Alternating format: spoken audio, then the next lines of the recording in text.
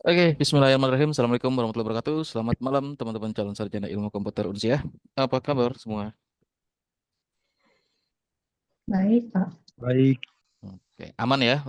Udah pertemuan ke-14 atau minggu ke-14. Lancar-lancar aja kuliahnya? Lancar. lancar. Oke. Oke, tinggal 2 minggu lagi. Teman-teman akan masuk ke dalam pekan UAS, ujian akhir semester. Terus naik semester ya, lanjut semester.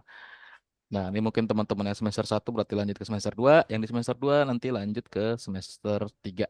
Jadi dipersiapkan karena ya biasa di akhir-akhir pasti akan banyak tugas yang dimana nanti teman-teman mungkin agak sedikit crowded, kesulitan. Tapi kalau manage-nya baik ya pasti nggak ada masalah ya. Oke, kita ke materi aja langsung. Terus nanti hari ini juga akan saya berikan soal UAS. Jadi soal UASnya saya berikan hari ini. Kenapa? Karena untuk UASnya project based, jadi teman-teman biar bisa mempersiapkan lebih baik sehingga nanti hasil UASnya juga bisa maksimal seperti itu.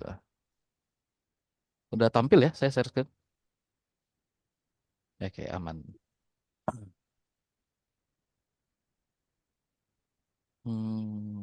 Oke.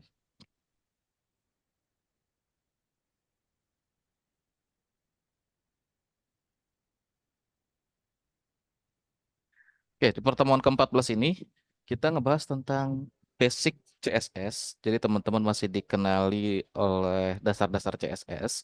Mungkin bagi sebagian teman-teman di sini saya yakin sudah banyak yang familiar dengan CSS.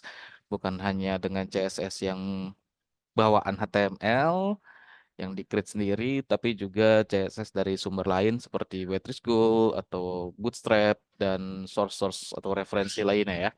Karena ini ada beberapa teman-teman kita juga yang memang sudah di bidangnya ya. Tapi untuk teman-teman yang masih basic banget, masih baru kenalan dengan pemrograman web, ini juga tidak terlalu sulit ya. Jadi di modul sudah saya share materinya, terus di referensi lain juga banyak sekali sumber-sumbernya. Seperti misalkan kalau ada teman-teman yang akses di Wetrischool, contoh ya, ke Wetrischool, terus di bagian atas di sini ada CSS. Nah, ini tutorialnya banyak sekali, lengkap banget.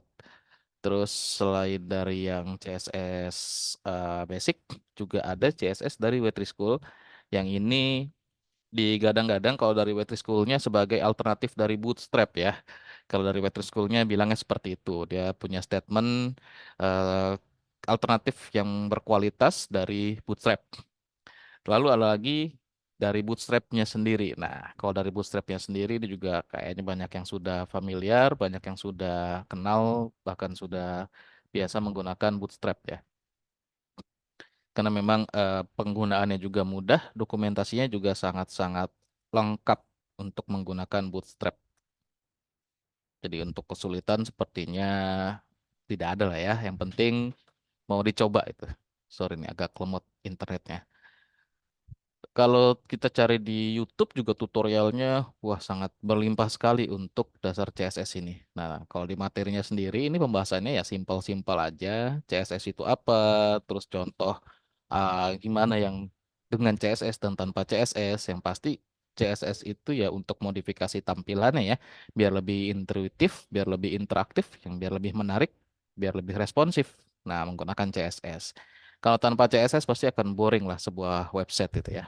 Nah, kalau untuk kepanjangannya sendiri, mungkin ada yang lupa juga. Jadi, CSS itu Cascade Style Sheet ya, buat mengatur UI atau mengatur tampilan web biar lebih menarik ya. Nah, variasinya CSS 4 ini mungkin sudah publish lah ya. Saya belum ngecek lagi. Ini modul yang saya create dulu di tahun 2020-2021. Nah, nanti kalau misalkan ada update, boleh teman-teman sampaikan. Udah launching Pak CSS 4? Oke. Nah, untuk struktur kodenya sendiri ya CSS seperti ini. Yang terpenting itu ada 3 bagian, selektor, deklarasi, sama properti dan value atau nilainya. Jadi nah, selektor ini untuk memilih elemen HTML yang mau kita modifikasi dengan CSS. Contohnya H1 atau kalau seperti di sini contohnya adalah elemen paragraf ya. Terus ada blok deklarasi.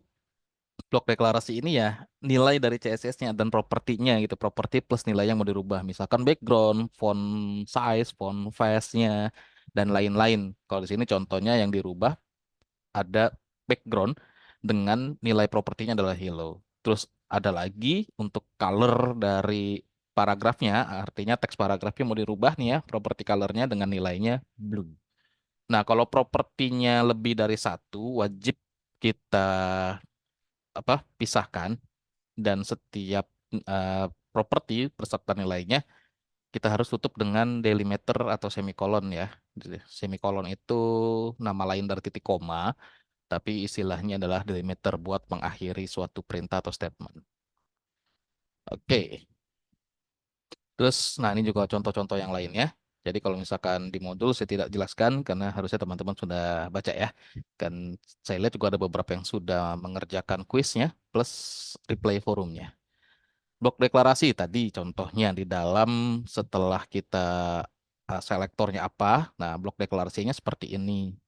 Nah, contoh di dalam blok deklarasinya di paragraf ini font size-nya mau dirubah jadi ukuran 18 pixel.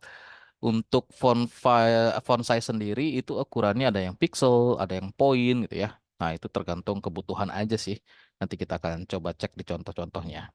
Terus nilai. Nah, contoh, nah tadi 18 pixel ini adalah nilai dari properti yang mau dirubah untuk selektor paragraf. Nah, ya 18 ini propertinya font size, lalu 18 pixel ini adalah nilainya. Sama seperti di sini ya. Background ini adalah propertinya, pink adalah nilainya. Nah, contoh seperti ini nih. Jangan sampai properti dan nilainya di luar dari blok propertinya ya. Itu nggak akan muncul nilainya. Nah, terus untuk menuliskan kode CSS di HTML, ini banyak banget caranya.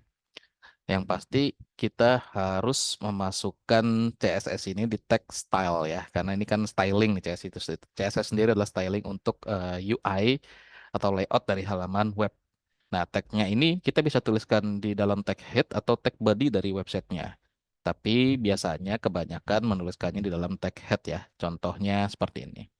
Nah, ini ada CSS yang dimana di sini CSS-nya dia untuk selektor adalah paragraf dengan blok program apa blok selektornya di sini kita lihat property color dengan nilainya red. Jadi kalau misalkan ada paragraf di sini, jadi ada sebuah konten atau sebuah layout dari halaman website dengan elemen P ya, itu nanti akan langsung diberikan color red. Nah, contoh seperti ini. Terus untuk cara penggunaan CSS juga ada dua cara lagi, ada yang inline, ada yang eksternal. Nah, ini saya langsung ke contoh aja lah ya. Jadi biar nggak terlalu hanya teoritis aja. Nah, contohnya kalau saya kita langsung dari sini aja lah ya, dari si Waitress School biar lebih enak simulasinya. Karena sudah ada yang mudah, ngapain sulit-sulit lagi. Sebenarnya kita juga bisa kalau misalkan kita mau dengan VS Code ya.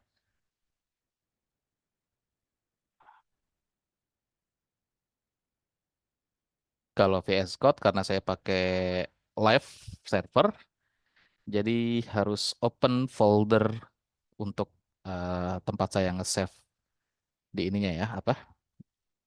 File-file CSS-nya. Oke, saya buka VS Code-nya. VS Code ini mungkin salah satu text editor yang sangat banyak penggunanya. Mungkin sebagian besar dari kita menggunakan text editor tersebut ya. Nah, ini saya open folder.